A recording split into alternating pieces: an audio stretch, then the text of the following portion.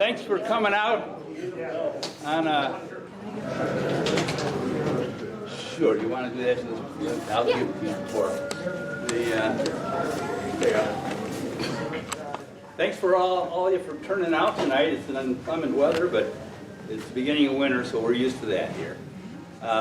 We'll begin as usual, especially tonight, being a Veterans Day program with the Pledge of Allegiance. So I'll ask you to please stand. We got two flags, front and back here.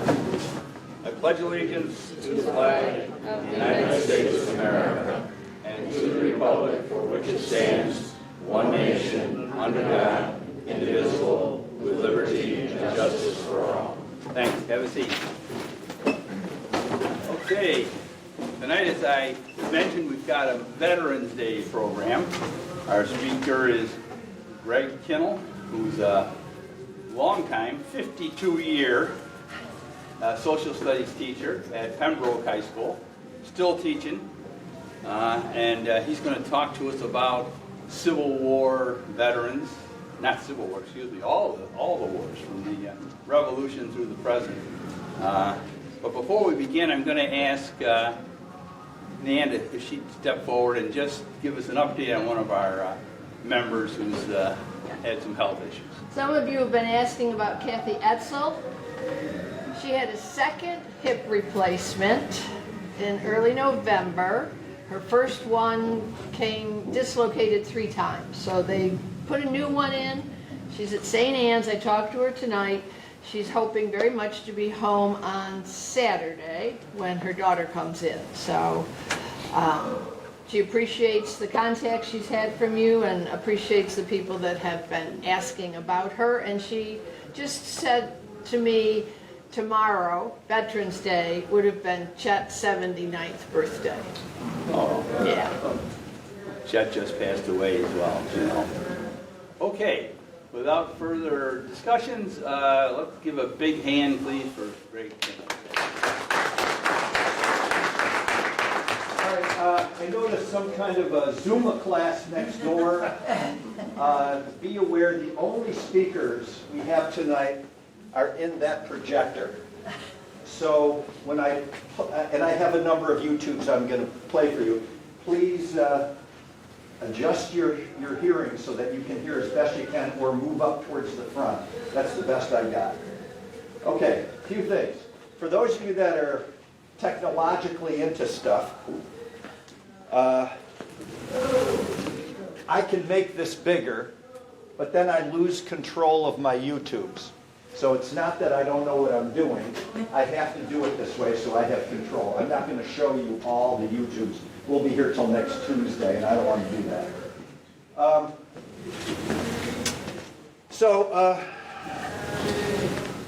The styles of fighting in all of the wars that you're going to see is much different. For example, when I get into the Civil War, you had an army here and an army here. You looked at the whites of their eyes and you shot people, and the amount of death was horrendous, 11,000, and then they walked away to fight again. Now, let's see what you know. David Bellavia? Yeah. Who's that? Congressional Medal of Honor winner, yes. He wrote a book called House to House in Iraq. So the fighting in the Middle East was a house to house and you're ducking and shooting, much different than Gettysburg. Understand? So you're going to see different methods of fighting. And before I begin, I have just a few vignettes that I want to share with you. All my uncles and my father were in World War II. And all of them great veterans. Young lady, I'll be all over the place. That's okay. This is more space for you to move. So my uncle was a disabled vet. He lost his kidney to a Japanese grenade on Saipan during World War II. My only uncle to fight in the Pacific. So he was my favorite uncle, and you know, we got along just great. I loved him to death. And he wouldn't travel anywhere because of my aunt, my mother's sister. She didn't want to go anywhere. They lived in Tonawanda, and every once in a while they went to the pancake house, and that was the big deal. Well, she dies. So a couple months goes by, he calls me up and he says, Gregory, your aunt died. I said, I know, I was pallbearer. He says, I want to go someplace. I want to travel. Where do you want to go? I've never been to Washington. Well, this will be my 55th year taking the 8th grade to Washington. I'd invite anybody who wants to go with 110 8th graders. You're more than welcome. So, and I got to tell you, the first trip in 1972, I drove the bus. It was a converted 62 Chevy. It did not have seats. I used, embarrassingly, card table chairs. That wasn't very safe, so I'm waiting for an answer from you guys. So Uncle Dick, we decided we took our sons and we went to Washington. On the way down, we stopped at Gettysburg. And he is this tough guy, bitten by a Anopheles mosquito, had malaria, went through the war, flag went up every day, came down at dusk kind of guy. So we're walking in Gettysburg at the cemetery where Lincoln gave his Gettysburg address and the soldiers are buried and such. He's not with us. And so I said to his son, my cousin, I said, where's Uncle Dick? Well, he was at a tombstone. We couldn't see him. He was down on his hands and knees, 80 years old, bawling his eyes out because he couldn't grasp the idea that somebody fought for our country and is lying on a tombstone that says unknown. He couldn't buy it. Now we get to D.C., we get into the Air and Space Museum, and now I've been there a million times. He's reading every card for every single object that's there, and it's driving me absolutely crazy. I'm going, come on. And he's looking at this. Well, he looks up and he sees a Japanese Zero plane hanging from the ceiling, and the caption said that this plane we captured at Saipan, where he was. Well, he's going to tell us what's up. So he's telling the four of us, and he's describing what life was like and how the battle was going, and the Japanese were doing this and doing that and doing this, and he's going on and on about 20 minutes. I look him back, there's got to be about 40 people listening. And then at the end, they wanted to touch him. My dad died 2 years ago. Yeah, thank you for your service, and touching him. And I got to tell you, if anybody asked me out of 55 years what was the best trip I ever had to D.C., it had nothing to do with kids. It was taking Uncle Dick. Another vignette before I begin. Veteran Cemetery, yes, you know. Pembroke, very proud. You been? Okay, maybe something you don't know. My school has a Veterans Outreach Program. And my school, they take food. There's a homeless shelter for veterans in East Pembroke, New York. And they take clothing and food and such. And, and every couple weeks, during the spring and in the summer, the kids, there's about 60 kids, their teacher takes them into the cemetery and they check the flags. If you've been there, they have something called an avenue of flags. When you drive in, there's flags. There's got to be about, I'm going to guess 30 of them, 15 on both sides. So as you're driving in to a funeral or whatever you're doing, here's the American flags. But they're not just American flags. You don't buy these flags. These flags were donated from coffins of veterans to the cemetery. It's one of 3 places in the United States that allows this. So when you're driving past those flags, you've got to keep in your brain that this came off the coffin of one of our guys that died. Well, my good friend says to me, I want to introduce you to somebody. So he was 90 years old, and we met, and he was a World War II vet, and he said, he said, when I die, I wish there, and this is years ago, I would like to be buried in a veteran cemetery. And I said, well, holy cow, guess what? It's on the planning stages. They're going to have one in Pembroke. Really? So we put him in the car, we drove out to Pembroke, and it was field and trees, and not even where it is today. And he said, boy, that's where I want to go. So he dies, and he was Jewish. They buried him in a Jewish cemetery in Cheektowaga, and he made his son-in-law, my friend, promise him that when the cemetery is built to reinter him and take him there. Promised. So, okay. So life goes on, the cemetery's built, and my friend comes to me, we're both in the fire company together, and he says, I'm going to pay the money and get him disinterred. I said, okay. He said, I got to get permission from his daughter. So he calls the daughter, no chance, not doing it. And he says, but this is his last wish. I don't care. That's it, he's buried. Goodbye. And that was it. So he says to me, he was heartbroken. And he says, but you know what I do have? I said, what do you got? I got his flag. And I said, well, you know what? Maybe part of him can be at that cemetery. So I got a hold of our teacher and all our students. All of them gathered there when I brought my friend with the flag. They had one of the girls from chorus sing the Star-Spangled Banner. The flag was presented, and the flag now proudly flies there. And that's the best we could do. Cool. Yeah. That's All right, here we go. So duty, honor, country. Douglas MacArthur. Come on, let's see what you know. I don't know what to call you. Are you Hilton? Are you Parma? Or New York? What are you? New York. Parma, Greece. I looked on the map for Parma. No go. No. So it had to be Hilton. Hilton, Okay. Greece. All right, so what did MacArthur say? Old soldiers never die. They just fade away. All right. Duty, honor, country. Those three hallowed words reverently dictate what you ought to be, what you can be, and what you will be. So we start off remembering our past heroes, fighting for independence. And this is going to be the Revolutionary War. Look it, there's no chance we were supposed to win this. None. We didn't have training. You didn't have muskets. You got farmers that were grabbing guns. And we were so outgunned.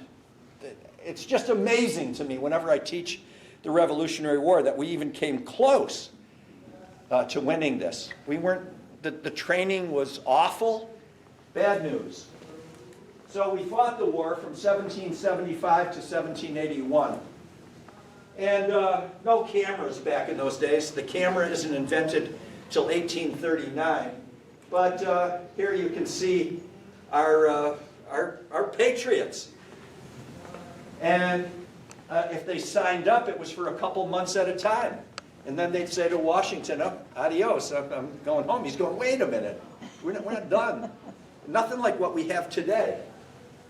And then the opening battle, if you will, was April 1775 at Lexington and Concord. And you got a bunch of farmers that have some muskets, and they show up on the green, and here comes 700 of the crack troops that the British Army has, the best in the world. And here's our farmers just standing there with guns. Wait till you see. Some of them are going to be shaking. I would too. And it didn't turn out so well for us. Watch the screen.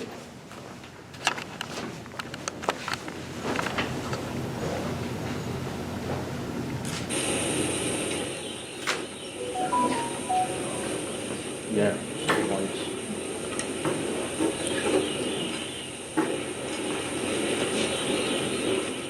In the background, you should be able to hear the drums, I hope.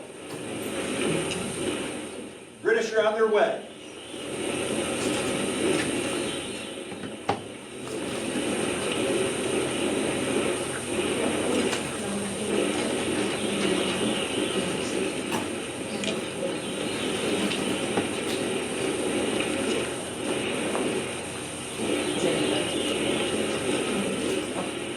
Make sure your flints are not uncocked. We don't want any accidents.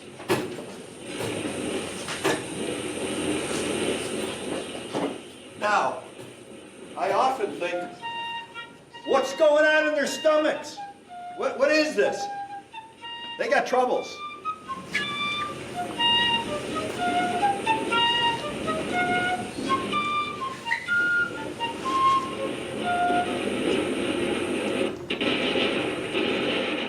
And there they are.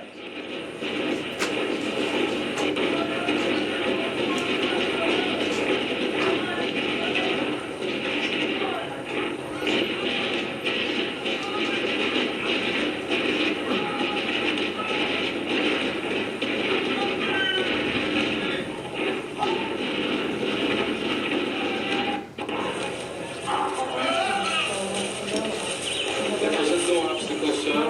Shall we pass them by? We will not.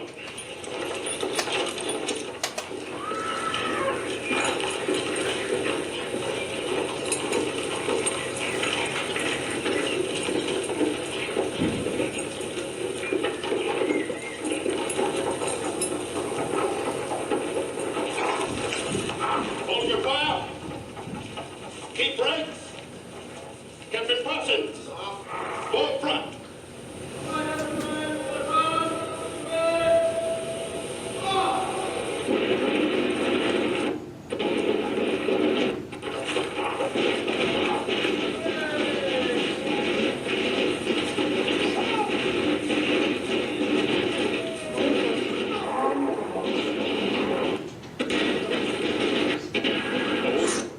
Prepare to face bayonets.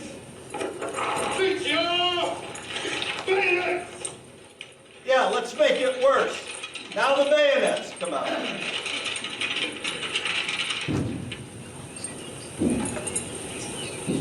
Shoulder your bayonets.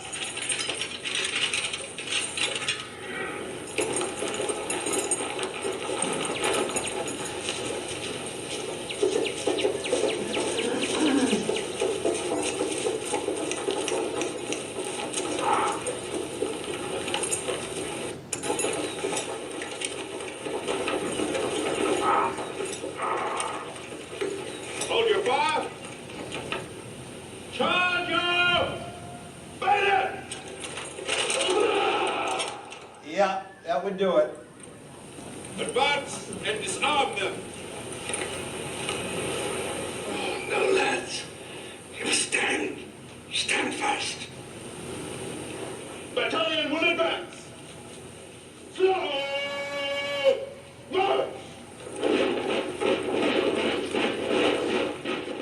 Our guys could have easily ran away. Some did, some didn't.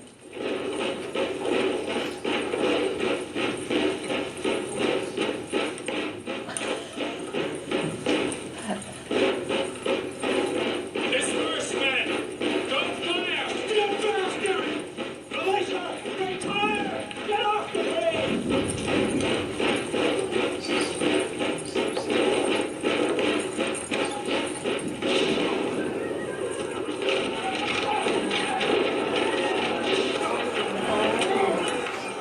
Eight are gonna die, and the rest wounded. And so for the rest of the 6 years, it was like this, tough stuff. Alexander Hamilton wrote, "There's a certain enthusiasm and liberty that makes human nature rise above itself in acts of bravery and heroism." This whole war was bravery and heroism. And I got to tell you, thank God we had George Washington. He was able to pull this off. So, by the numbers, we had, now these are approximate, 217,000 servicemen in 6 years. The deaths were 4,400, and the last veteran, Daniel Bakeman, died at 109 years old in 1869. Now, I want you to focus a lot on the wounded. I know you're going to look at the battle deaths, we always do. Look at the wounded. They're coming home with PTSD. I don't care what war it is. What you see is what you see in battle you bring home with you. This uncle of mine, Uncle Dick, in Tonawanda, when he went to sleep at night, when the war was over with, he'd get on the bed, face down, 1 foot on the floor. And my aunt's going, "Richard, what the hell are you doing?" He said, in case the Japanese come in Tonawanda. And he's got his foot on the floor. He's ready to go. And he did that for the first 10 years when he came home. Yeah. Well, disrespect from Great Britain. They got a score to settle. They didn't like that we beat them. So we're back in the War of 1812. They were impressing our sailors. Impressment means they'd stop an American ship, take our guys, and force them into the British Navy. Check this out. 6,000 they did. And we didn't have a Navy to begin with. And we got to do something about this. They're riling up the Indians against us and interfering with our trade. So the war is going to be fought along the Chesapeake. I do a program on the War of 1812, especially the western New York area, along the Niagara River. I don't know if you've ever taken a ride. Have you ridden on the Canadian side? The pretty side, not the American side. And you can see where the battles were fought. During this war, the home front was horrible. You know World War II, Rosie, right? Rosie the Riveter. They didn't have Rosie. Our people sold bullets to the British because they could pay cash. They sold shoes to the British. We had no home front. And every man for himself, that's how it went. They burned our Capitol building. They tried to burn the White House. It's made of marble, good luck. They burned the contents, and they burned the Capitol building. They set off rockets and all that. And luckily, we had a great First Lady, Dolly Madison, who took a lot of our national treasures and got them out of the White House before they came to burn it. And then it boils down to Fort McHenry and our national anthem. A guy by the name of Armistead was in charge of our fort at Fort McHenry, and he ordered a flag built by Mary Pickersgill. And Mary Pickersgill was a maker, quote unquote, of colors, and she made a flag, 30 by 42 feet, about the size of this room. 30 by 42 feet. And Armistead said, they knew the British were coming. And he said, we're going to raise that flag, and just so that they know who they're dealing with. Well, Francis Scott Key, I won't get into all that with you, but Francis Scott Key's taken prisoner on board one of the ships. He's a lawyer out of Georgetown. And as the fighting begins and the bombing takes place and all this and that, he's looking at that flagpole. He doesn't want to see a white flag. So throughout the night, there's a small little, what they called a weather flag, a storm flag. And the storm flag was up, and he saw it, and he was filled with all kinds of patriotism. My fort didn't surrender. And then dawn came, and he's holding his breath. And please, God, don't let the white flag go up. And instead, the storm flag came down, and this 30 by 42 foot flag went up. And he's talking about the rocket's red glare, the bombs bursting in air, and he was an amateur poet, and he wrote down those words. And his brother-in-law was a musician, and when he got back to the Star Hotel in Baltimore, he wrote them all down, gave it to his brother-in-law, and every time you sing the national anthem, it's an English drinking song. So there we go, folks. Yeah. So throughout the war, along the Buffalo area, Fort Erie, yes, you know. If you gamble, you know. But Fort Erie the fort is still there, and we occupied it for a bunch of months. And the problem was that we couldn't hold on to it, and a lot of our guys got killed. And finally, we thought, you know what? The whole object was to take Canada, and we found out we're not going to do that. So we abandoned the fort, came home across the Niagara River. Okay, it's now 1987. They're putting in a road near the fort, and they uncover 28 skeletal remains of our guys. And they could tell they're our guys by the buttons that were on the uniforms. So they said to the federal government, Ronald Reagan was president, what do you want to do here? They're MIAs. You're bringing them home. So we got 28 hearses. They crossed the Peace Bridge. The Canadians were waiting for us in identical coffins. They put the 28 remains, turned around, and with the fife and drums, bagpipes playing, across the Peace Bridge they went, stopped all traffic, and they went to the closest military cemetery there was at that time. Anybody want to guess? Arlington? Bath, New York. If you've never been to Bath, it's probably one of the best. Beautiful rolling hills, and they're buried there today, and it's really cool. So we get involved in the War of 1812. This is Andrew Jackson at the last battle, the Battle of New Orleans. We almost lost nobody, and the British lost a lot. They couldn't handle the. Can you imagine fighting in a wool uniform in New Orleans? You know, it didn't go so well. And don't give up the ship. We had Commodore Perry. And by the numbers, I don't know how they got that exact, but anyway, 286,000. We lost 2,200, and the wounded were 4,000. The last veteran died in 1905 at 105. That's remarkable because the average lifespan was about 36 years. That was remarkable. He's young when he went. Now, land. The Indian Wars. Look at the dates. This is really heartbreaking. In my opinion, and what I've always taught, we had two groups that didn't do so well in American history. One were African Americans, and the other were Native Americans. And the Native Americans fought us in a number of areas. And the Plains Indian were the last to fight us. And they were nomads. They followed the buffalo. So check this out. When Lewis and Clark went out west, there were estimated 30 million buffalo.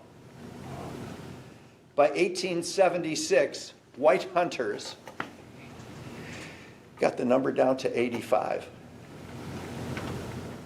That's what we did. The trains would pull into a herd, and they shot them for sport and moved on to the next herd. And this went on. And the Native Americans, this is their food supply. So it didn't go so well. And finally, with all of their anger and such, along comes George Armstrong Custer, and he's going to show them what's up. And he brings his soldiers. What he doesn't realize is that Sitting Bull, the medicine man of the Sioux, had sent the word out, and they had guesstimates between 12 and 15,000 Native Americans waiting for him. And it didn't go so well. Watch the screen here.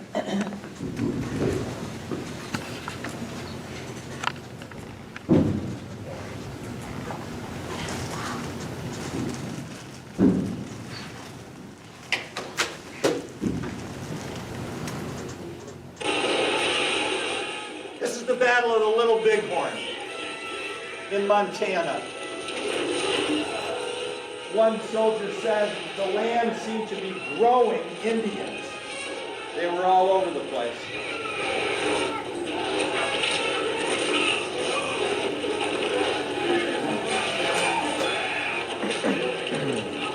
Give orders to advance.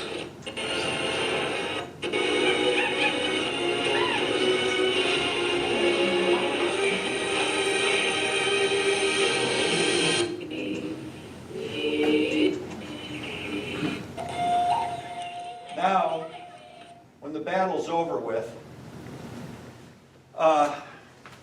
the Native Americans are so outraged at all the bad things that have been going on. Well, there were 1,100 treaties with Native Americans. We broke 950, and they've had it. So Custer, he's going to be the one that's going to pay for all this.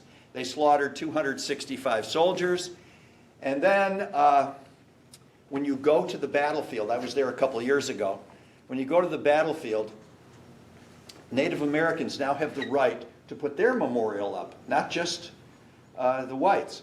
And their memorial says this particular Native American died protecting their way of life. That's how they put it.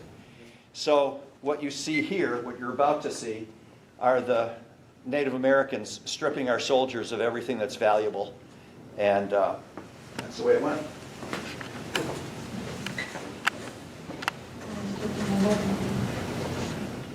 Custer, Native Americans believed that how you died here on earth, your condition of your body is how you're going there.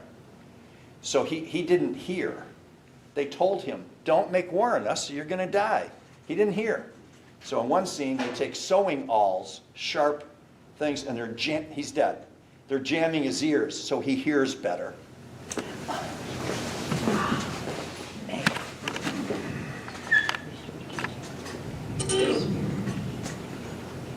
And I brought the letters from my husband.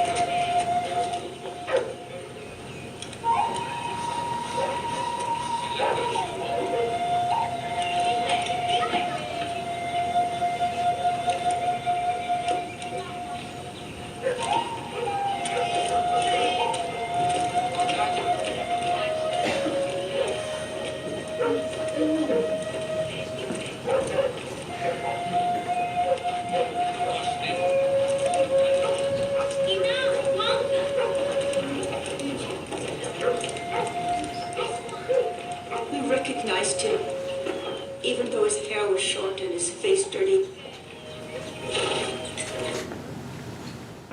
And so they stood no chance. So by the numbers, they estimate about 100,000, battle deaths about 1,000. Look at when the last veteran fighting the Native Americans died, 1973, which is, to me, remarkable. And he was 101 years old. Manifest destiny. We're getting involved in Mexico. We're going to take some land. Big problem. The Mexicans not too happy that we took Texas, and they're going to claim some land. They want to go up to the Nueces River, and we say, no, you're going to stop at the Rio Grande, and that's how we're going to fight the war. And we get involved. James K. Polk is the president, and he claims that they started it. And there was a young congressman, a one-termer by the name of Abraham Lincoln, who said, now wait a minute, you said they shot us first. Show me the drop of blood. He called it the spot resolution. Show me the spot where they shot us. Well, of course he couldn't. But we get involved in the war. And the war is going to last a couple years. And because of the war, when Mexico decided to give up, they gave up some stuff. California, Nevada, Utah, Colorado, New Mexico, Arizona, and Wyoming. That's what they gave up in something called the Mexican Cession. And that's what we got. Yeah. So, all the fighting that takes place. And the soldiers that fought in this war became our officers 20 years later in the Civil War. They gained all this experience. So, the last veteran of the Mexican War died in 1929. He was 98 years old. Look at your battle deaths. And now the Civil War. So the main cause, slavery. And it's easy to say slavery, but what it was for the South, it was what they were conditioned to. So you got to keep in mind, the first slaves arrived in the colonies in 1619. We had slavery from 1619 to 1865. If you do the math, it's 246 years. That's 14 generations of people owning people. They got used to it. And now all of a sudden we're coming in and taking it away. And they ain't liking it. So Abraham Lincoln he wasn't stupid. He wasn't going to outlaw slavery. When he was running in 1860, he said, look, you got slaves. You can keep them. I just don't want any new slaves in the new territories coming in. Well, that was enough for the South. So brother against brother, 4 years of conflict. It was brutal. You're looking at somebody when you pulled the trigger. I don't know how you do that. And the bullets were .44 caliber. When they went in, when the bullet, you know, this idea that just getting wounded, one of these bullets hit you, you weren't getting up. So look at how close.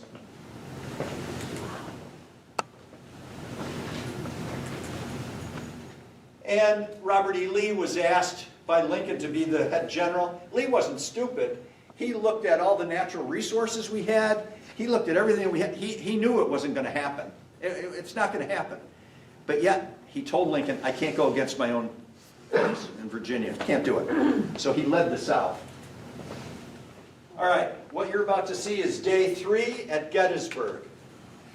Day 1, the Confederates charged our guys. Our guys went running. The Union went running through the streets of Gettysburg, outside the town, and they formed. You been to Gettysburg? Raise your hand. Mm-hmm. The fishhook? Yes, you know. Mm-hmm.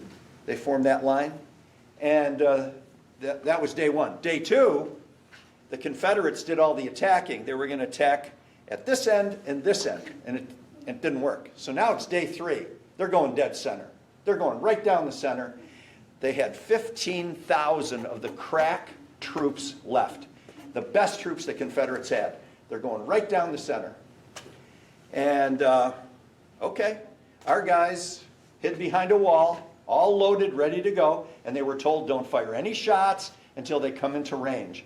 So the Confederates are going to march a little over a mile, no trees, no rocks, no nothing. And they're coming across the field, all spread out, and they get within range.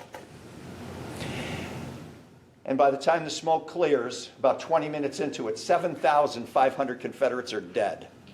It was the biggest mass slaughter on this continent. And the rest of them went back, and on July 4th, Lee ordered his troops down south. And for all intents and purposes, the Civil War was over with. This is what it looked like when they went dead center.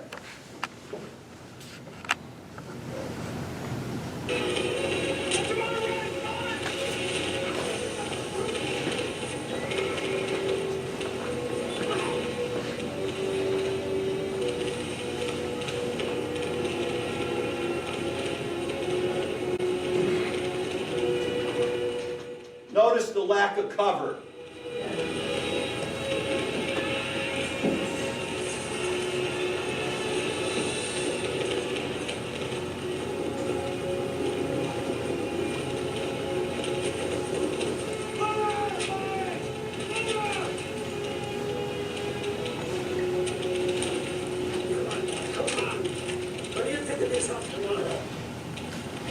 Virginians!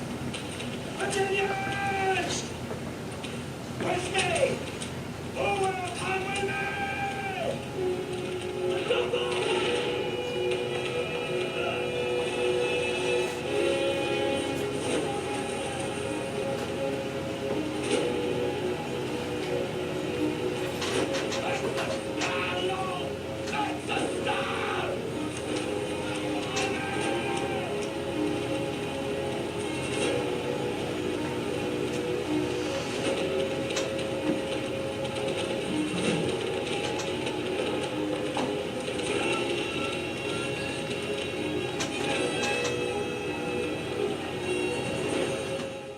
Horrible. Now they're still finding skeletal remains today.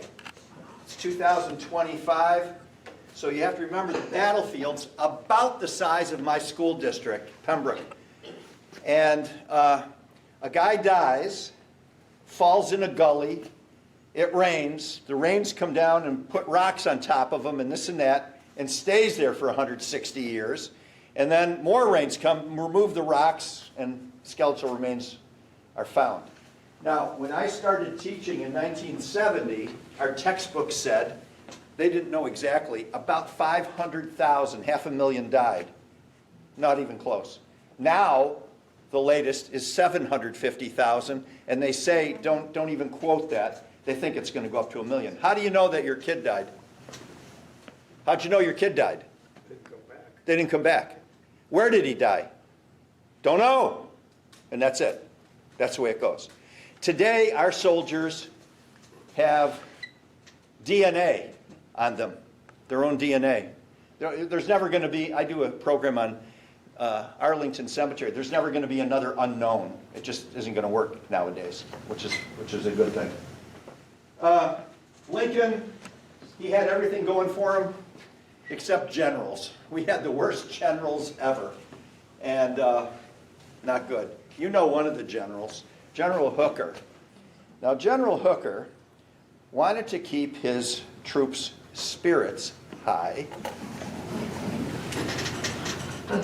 You know where I'm going with this? And so he had ladies of the evening follow his troops to keep them happy. And so they got to calling themselves, come on, Parma. Hookers. And there's the dead, picking up the dead. By the way, if you ever visited Arlington and you see the caissons carrying a coffin, it comes from the Civil War. They used to bring guns by a gun carriage to the troops, pick up the dead, put them in the carriage, and bring them back for burial. And hence, that's what we do now as a sign of respect. So check this out. They estimate about 2.2 million Northerners, 1.05 Southerners, battle deaths. So again, these numbers are skewed. I don't know what to tell you. And I was alive when the last two soldiers that fired a gun were still alive. I guess I'm old and proud of it, I guess. But look at this, 1956 and 1951. Look at how old they were, 109 and 104. Now check this out, and I would like an answer to this, so I'm going to ask you a question. The last Civil War widow died. All right, you know what a definition of a widow is. She was married to a soldier that pulled the trigger. 1965.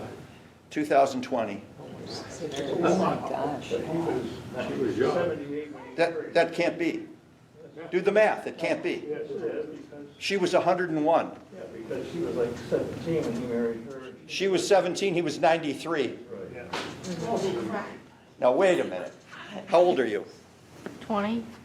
You gonna marry a 93-year-old guy? No. Now wait a minute. It's 1936. It's 1936. You're gonna marry, well, I have no sense in asking you. Why'd she do it? Money. It's 1936. He's got a Civil War pension. What's going on in 1936? Great Depression, of course. Yeah. Yeah, I'm with you.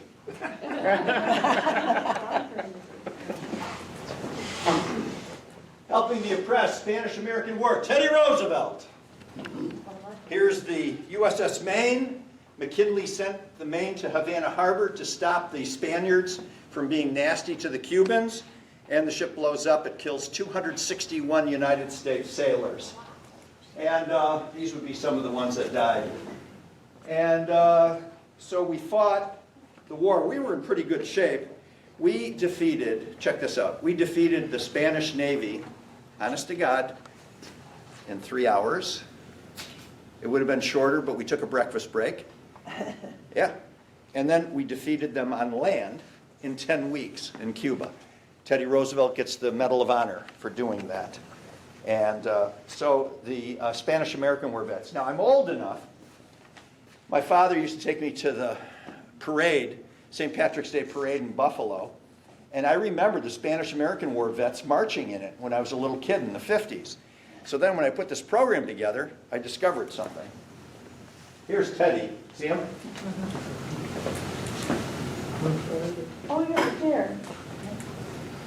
No horses. Actual, now I don't know about you, for the vets, just out of curiosity, I got something for you, but how many vets?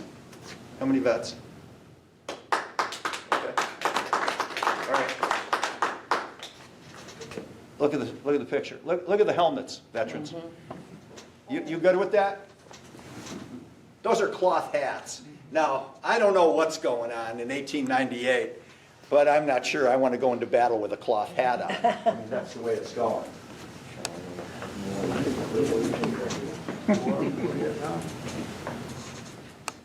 And total servicemen, about 300,000. Look at the last veteran, 1992, and he was 106 years old. And now the world at war. World War I. The war to end all wars. Guess what? They didn't know what was coming.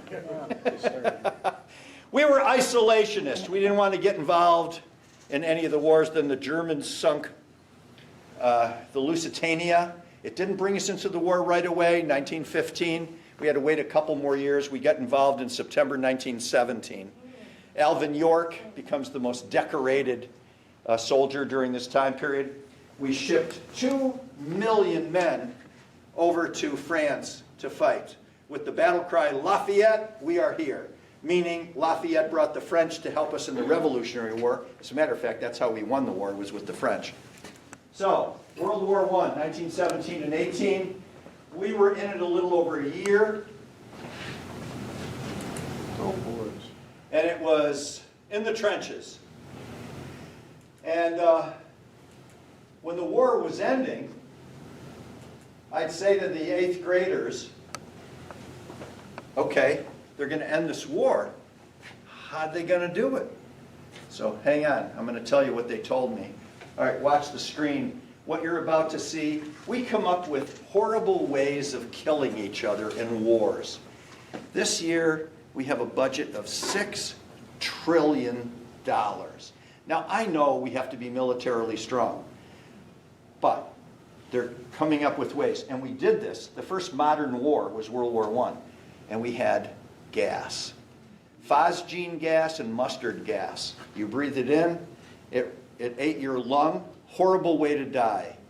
Watch the screen. This is from All Quiet on the Western Front. You're looking at the German position, but they suffered like we did. Watch a gas attack.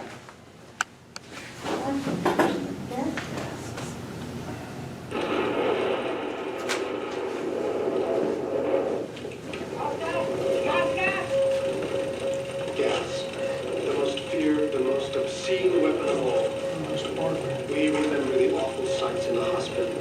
The gas patients who, suffocating, cough up their burnt lungs in clots. Better to take your chances in the open rather than stay in the hollows and low places where the vapors settle.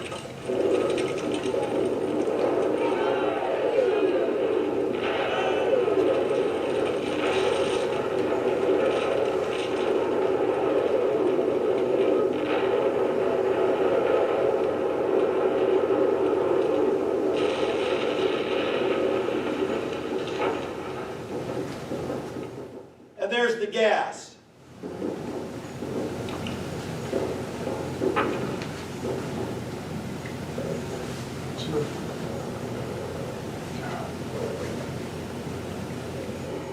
Just as an aside, our guys had gas masks, and the filter, check this out, was ground up peach pits. Harvested here.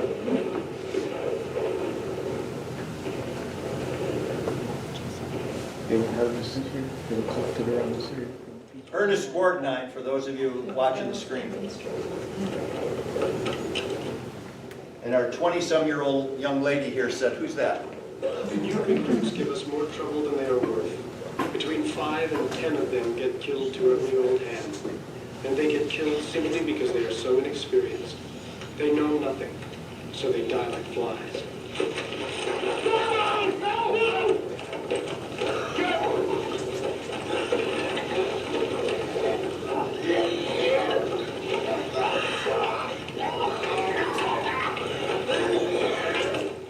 Now the officer's going to put a shell in a gun.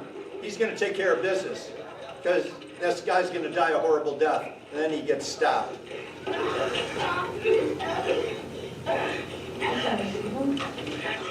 Hand me your rifle, he says. And then in the trenches, and you have something called going over the top, climbing over the top, and you charge the other guy's trench. It was suicide. Watch the screen.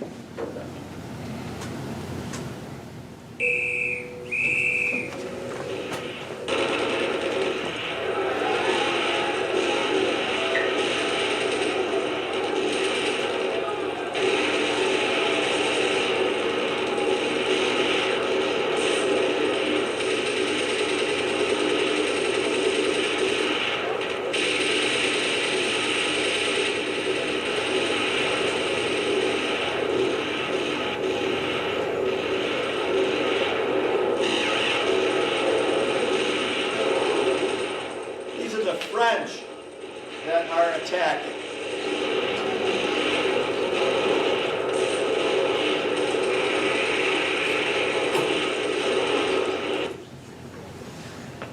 And brutal. Look at our guys. Again, look at the helmets. I hope you're not shot from the ear down because you got troubles. Today, what are our helmets made out of? They're not made out of steel. Kevlar. Kevlar. I got a canoe made out of Kevlar. No problem hitting a rock or any of that other stuff. And hemp. Be a Marine. All right. Total amount, 4,000,007. Battle deaths were 53,000. And the last veteran died in 2011, Frank Buckles. He was 110 years old, and we did nothing. He was buried at Arlington. No big deal. The last World War I vet in Germany died. They did nothing. England, nothing. France, nothing. I don't know why. And today there is this horrible World War I monument overgrown by shrubs. It's embarrassing. So I've heard they're going to try and do something. We'll see. And I know they won't because there's no vets left to scream about it. That's how it goes. So now the fight against tyranny, 1941 to 45. This is the stories I grew up on. I was born in 48. So at Thanksgiving, you know, all my cousins and I, we'd say to our uncles, come on, give us some more war stories. And they'd sit down and tell us some war stories. So it all starts, we were isolationist. Again, we don't want to get involved in Europe's affairs. And FDR is going, come on, to Congress. We gotta help out everybody. No, no, no, not our fight. Yeah, well, it becomes our fight. What am I about to show you? It becomes our fight. Pearl Harbor. Yes.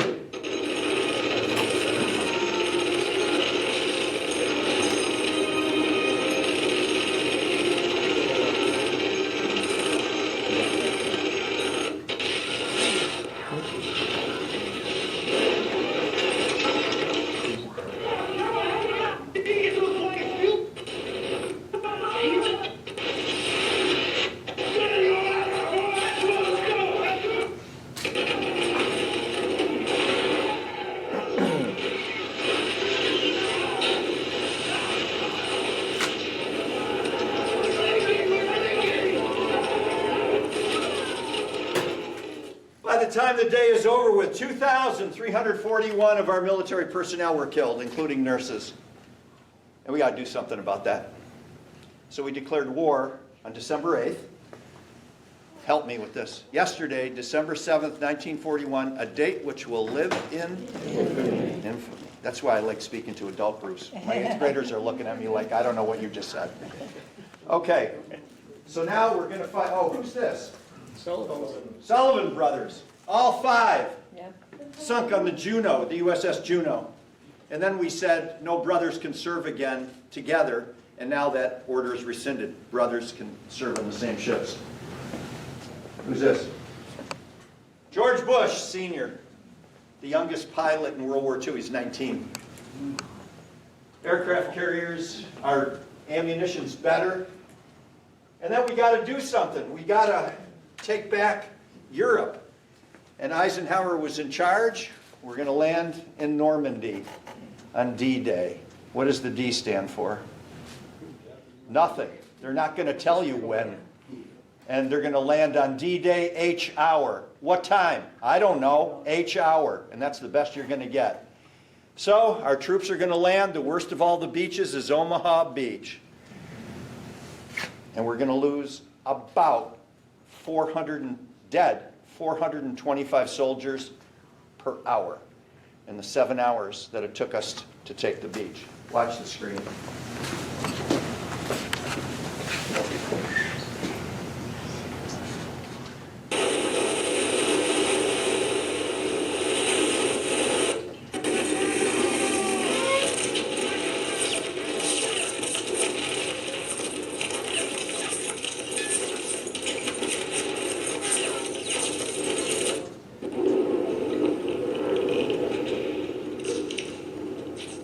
There's 1,700 still missing. How can that be? Well, they got off the boats in 20 feet of water and the current swept them away. We're missing 1,700. Their names are on the monuments.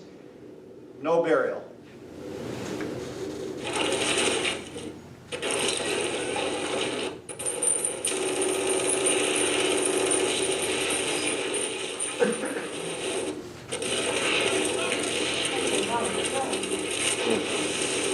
It was a machine gun mess.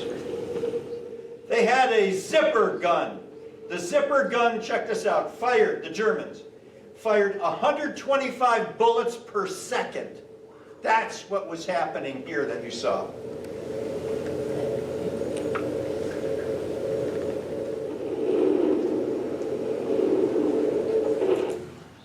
Horrible.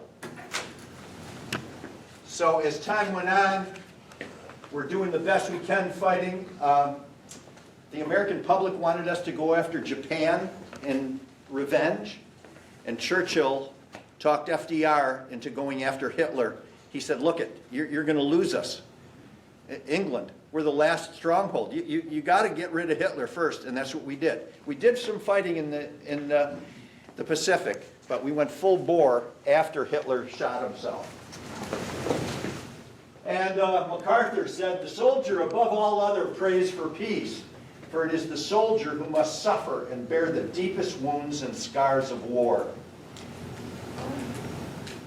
Every soldier must know, before he goes into battle, how the little battle he is to fight fits into the larger picture, and how the success of his fighting will influence the battle as a whole.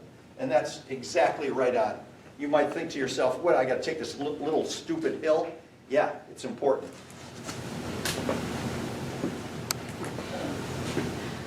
And then Iwo Jima. They killed us on the beaches in Normandy. Now, in Iwo Jima in 1945, Kiribayashi was the Japanese commander. He ain't going to play that game. He's going to draw us in at least a football field's length and then go after us. They knew we were coming. They dug in. Some of the foxholes they dug, check this out, 60 feet deep with tunnels and all kinds of stuff. They were waiting.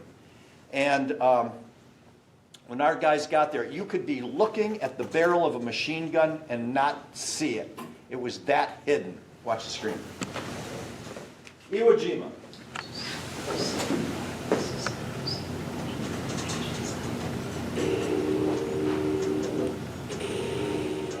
That's Kiribayashi.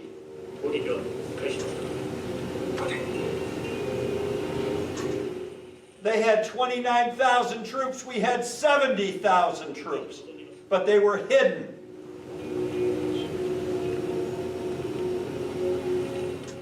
And then,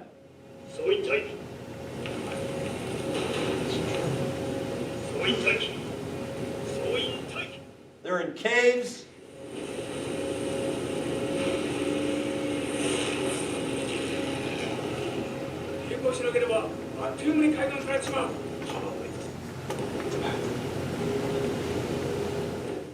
Now he gives the order to fire.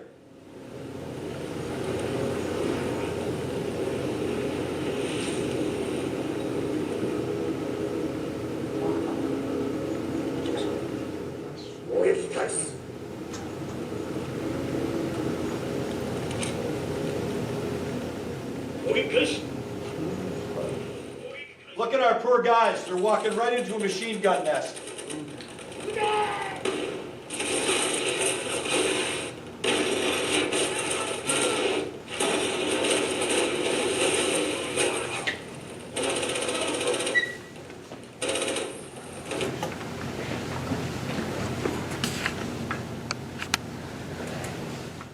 And then it comes down to 1945.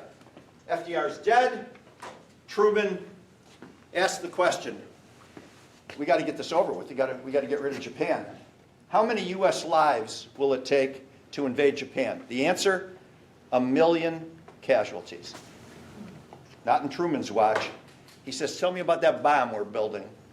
So they tell him, and he says, okay, all they're waiting for is for him to give the go-ahead. And he picks up the phone on August 6th and says, drop it. Now, people have argued, was that the humane thing to do? Well, let me resurrect my uncles and we'll all sit down and you can ask them that question. Because the answer was real easy. They ain't going to surrender. Now, we dropped leaflets. There's going to, like you've never seen before, is going to be horror. Don't do this. And they refused. Okay. What's the name of the plane? The Enola Gay, which is at the second Smithsonian. There's a new Smithsonian building in central Virginia. It's called the Udvar Hazy Museum. Udvar Hazy was an immigrant to this country, loves this country so much, and he made a lot of money. He donated $166 million for the building of this, air museum, and the Enola Gay is there. So when I was with my grandson, and I'm walking around the corner, there it is. And my grandson's looking at my face. He's going, what's up? I'm going, you don't understand. All right. Sir, I'm sorry, where did you say it was? In Central Virginia. Central. All right. Watch the screen. The bomb is called Little Boy. It's just shy of 10,000 pounds. When all is said and done, in 24 hours, 180,000 killed. Here it is. People vaporized, which means you were there 1 second 1 minute. and not the other. Here's the crew.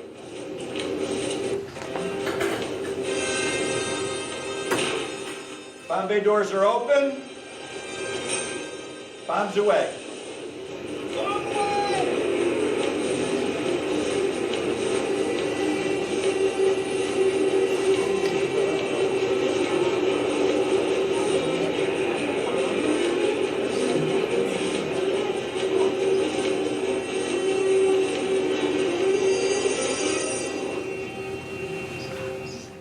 Now, are civilians going to die? You bet. There's nothing we can do about it. It was a military establishment, and that's it. It took about 45 seconds from the time the bomb left the airplane until it exploded. And I think there wasn't a man in the airplane that wasn't either timing it with his watch or counting or doing something. I was sure the bomb wasn't done. I was sure it wasn't going to work.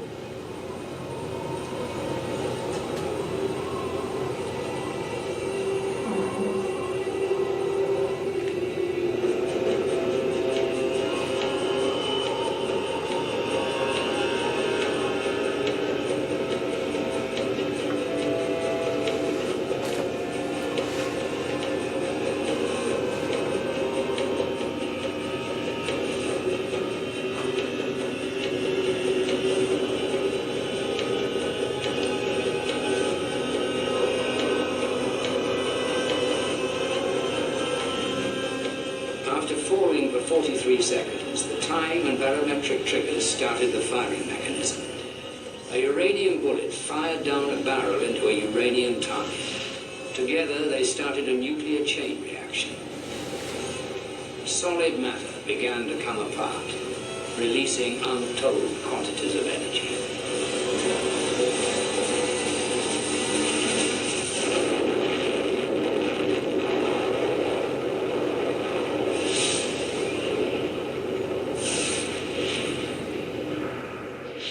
People were there 1 minute and not the next. Shadows were burned into cement. The bombardier in his journal wrote, "My God."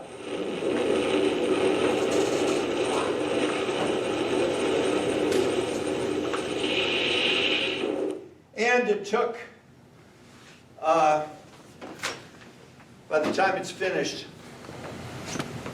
it's going to take another bomb. They wouldn't listen. We said, we got another one. And this one was on what city? Nagasaki. What was the name of the plane? Boxcar. The boxcar. Who knows that? Hey, you guys are pretty good. And the boxcar is at, it's in Dayton, Ohio, at the Air Force Museum. It's pretty cool. So by the numbers, 16 million. When you go to the World War II Memorial in Washington, D.C., they have the Wall of Heroes. They have stars representing the number of soldiers killed, gold stars. And it's pretty cool. Look at the battle deaths. So we're going to lose 405,000 soldiers. And there's approximately 12,500 alive today. We're losing them right now at the rate of 131 a day, but that shouldn't be shocking. Why? Yeah, you're not even in your 90s. Yeah, that's how it goes. My dad, they all did this, and they all died from it. And my dad died at 76. And my last uncle lived to be 92. And very proud of all of them. Now the Forgotten War, Korea, 1950 to 53. The North invaded the South, and we had a treaty. It made no difference. And we fight this war. Look at the pictures. The only thing that makes battle psychologically tolerable is the brotherhood among soldiers. You need each other to get by. MacArthur.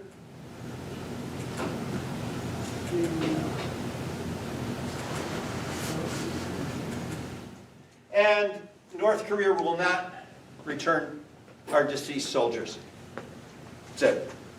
We've got hundreds that haven't been returned, and they're not going to do it. It just gets worse with that idiot with the short haircut that's in charge over there. Poignant picture, especially for young kids.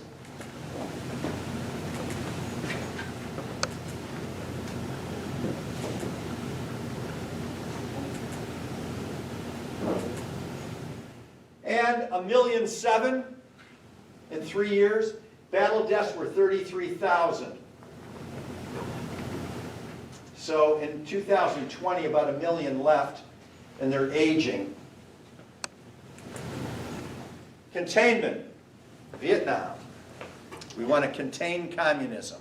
Sounded good, didn't work out so well. So the Vietnam War went 12 years. It was our longest war. And then Afghanistan came along. So in the Vietnam War, pretty tough. In the jungle.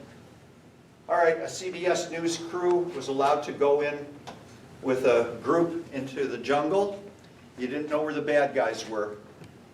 They could see us, we couldn't see them.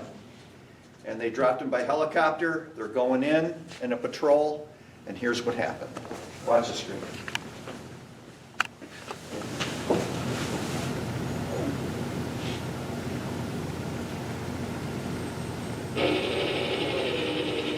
It's dawn, and Alpha Troop 19 is commuting to war, scared from the moment he gets out of the chopper to the moment He's the medic. Scared that Duvalier. is going to get killed picking up a wounded buddy. Jorgensen just became a sergeant, but he doesn't like it. He'd rather be up walking the point.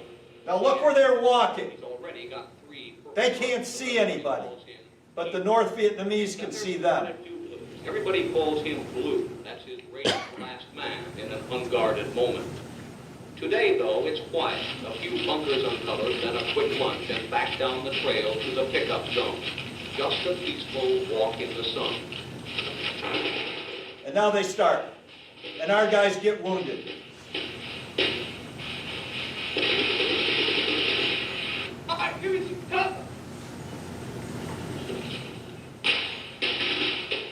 The medic has to go treat the wounded.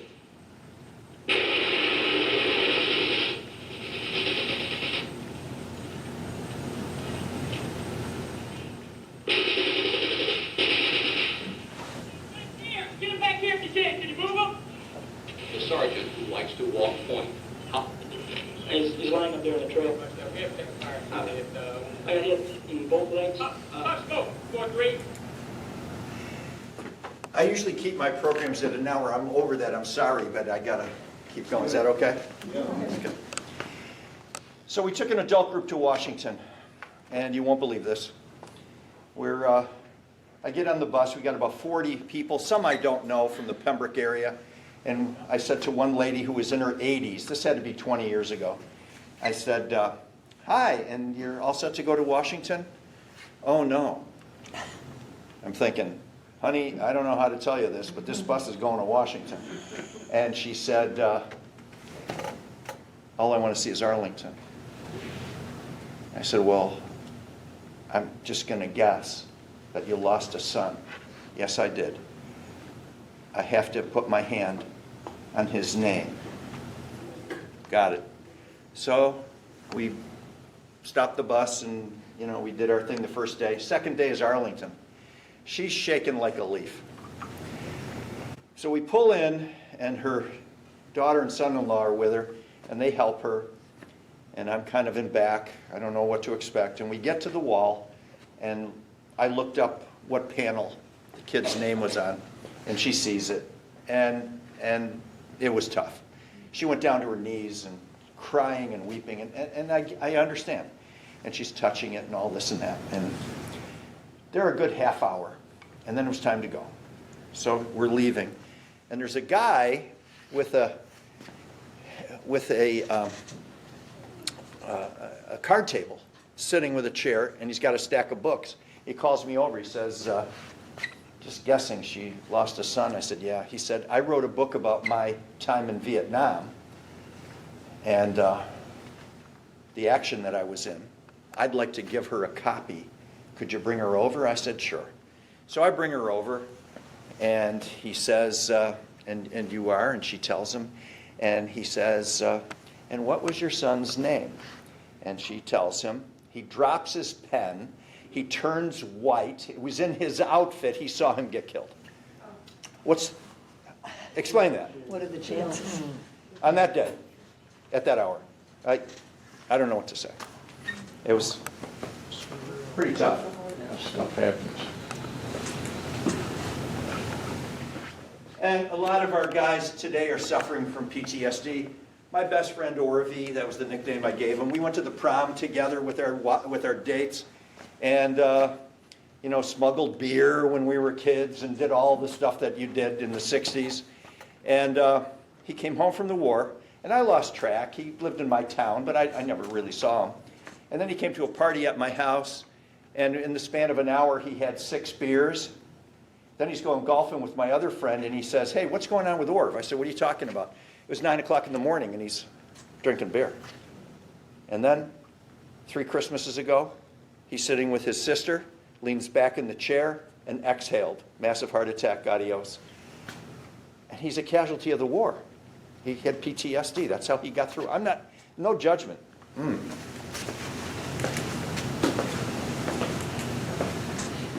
What do you think? 12 years old? Look at him. Yeah.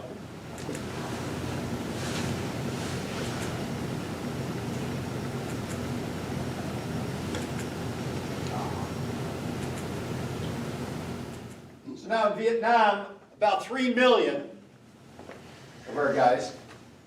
Battle deaths, if you walk the Vietnam Wall, it's 58,000 plus. And wounded, there you go, PTSD, check it out. And so living veterans today, a little over 6 million. And then terrorism, Operation Desert Storm, Desert Shield, the 1990s. Anybody who's this? Schwarzkopf, yeah. Notice the uniforms. The valor and courage of our young women and men in the armed forces are a shining example to all the world, and we owe them and their families our deepest respect. By the way, we have females in battle, in combat. Yep. One of them's a senator, Duckworth.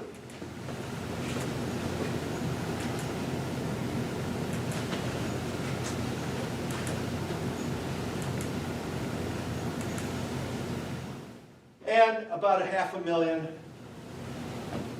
living veterans, 1.6 million. The global war on terrorism, we've got Operation Enduring Freedom, Operation Iraqi Freedom, Afghanistan, Libya. Wow, we got a lot.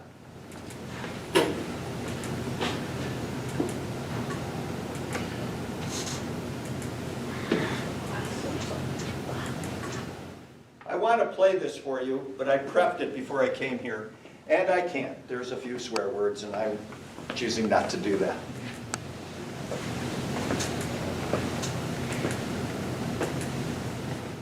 Speaking of females, and I just got off the phone. No, that's not true. I got lost coming here. Let's start with that. I didn't know where I was. West Virginia looked about it. But I'm in the parking lot at 4:30 this afternoon because I got to make sure I'm here in daylight. I had to see where I was. And I called a young lady because she was supposed to be on Flight 93 during 9/11 and missed her flight. And I wanted to get her story, and we were chatting. I taught her.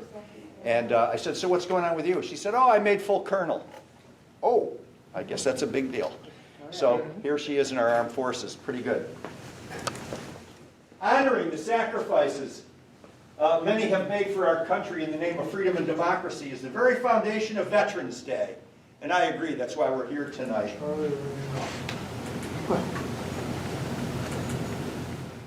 Global war on terror. Female soldiers, check this out, 15, KIA. What's KIA? Killed in action. Yeah. The willingness. Now, this is George Washington. God, he was smart. Look at what he wrote. The willingness with which our young people are likely to serve in any wars, no matter how justified, shall be directly proportional to how they perceive the veterans of earlier wars were treated and appreciated by their nation. Say something. True? Yeah, and he wrote this in the 1700s. Not every, okay, now this is David Bellavia. My grandson and I have been volunteering our time. If you're interested, you can come to Pembroke December 13th. It's wreaths across America. Wreaths will be there. All they need are volunteers to put them on the over 2,000 tombstones. Just show up at the cemetery if you want.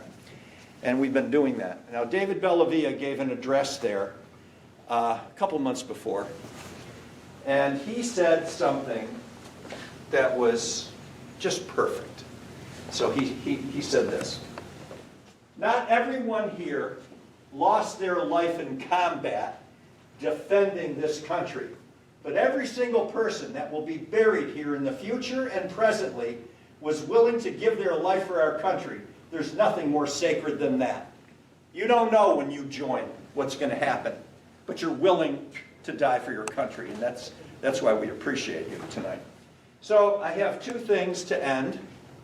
I have a present for you, veterans, and then I've got something special. So watch the screen.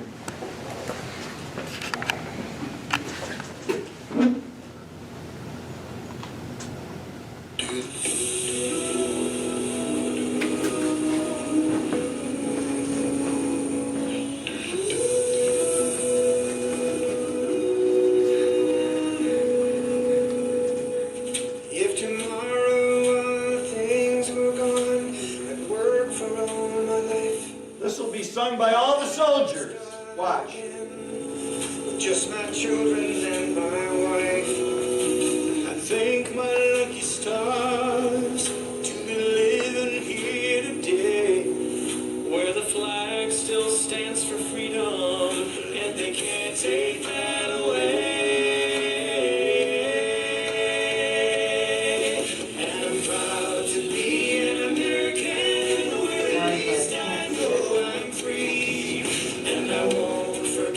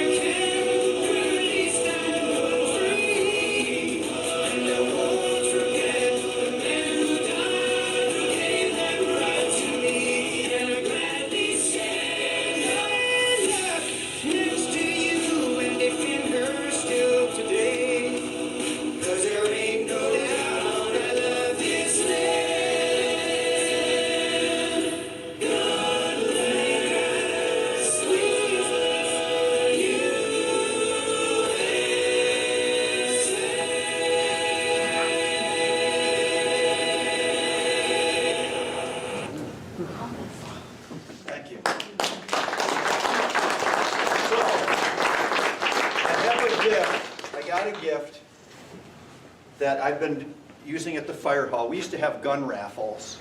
They don't do that anymore. And so some of our guys work in cemeteries, some of our firemen. And one guy especially, when flags get tattered, he gives them to me if they're embossed with stars. And the flags have flown over the veterans section of the cemeteries. So what I did for you, veterans, is I got something for you to keep. Here's a star from those flags and a little message from me. So you can stick this in your pocket and always remember that you're a vet and we appreciate everything you did. So if you raise your hand, I'll give you one.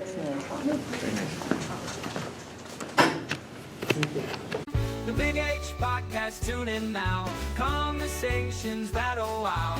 Laugh and learn, stay a while. Let's explore that Hilton style. From the highs to the lows, every story just explodes. Mike's got questions on the go, diving deep from head to toe. Every week the guests align, sharing moments so divine. Stay with us, the pace is fine. Every episode you'll find. The Big H Podcast, tune in now. Conversations that'll wow. Laugh and learn, stay a while. Let's explore that Hilton style.